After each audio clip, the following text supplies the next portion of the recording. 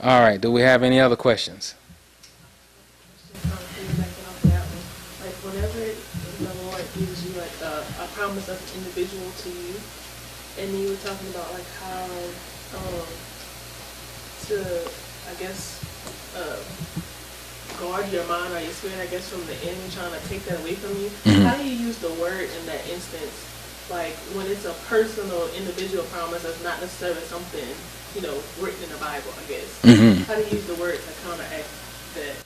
You speak the promise that the Lord spoke, because the promise is just as much of God's word as what's written here.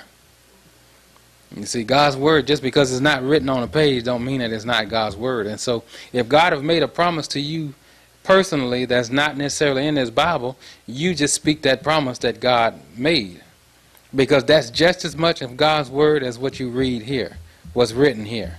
You see that? God just didn't talk from Genesis to Revelation. He was constantly talking to people. And so I'm sure a lot of his words are not recorded.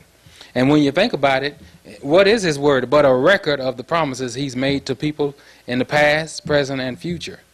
You see that? And so you speak what God have said past that. And that doesn't matter how many times the devil bring it to you in the other direction, you just keep speaking it. Eventually he'll leave. He'll stop, the Bible, because that's what Jesus did. The devil kept coming at him, and Jesus kept coming back at him. You see that? And I say this, since we're here, one of the things you have to do is speak it out loud, even if it's just a thought that's coming to your mind. Just because the devil's not speaking out loud in an audible voice don't mean that you're not supposed to. You see that? It makes a difference when you speak something out and then thinking it.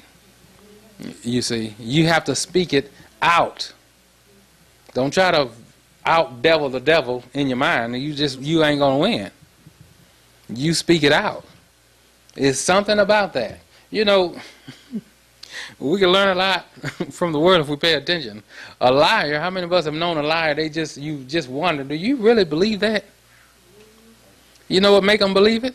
Because they done told it so many times. They ain't sitting there thinking about it, hoping that you catch it. They've told it a lot of times. And so they done told it so much until that's real to them. You see that? It becomes real to them. And so it's not only to let the devil know where you stand, but it's also help your faith in that situation. You see that? It'll help your faith. Amen. Does that answer your question?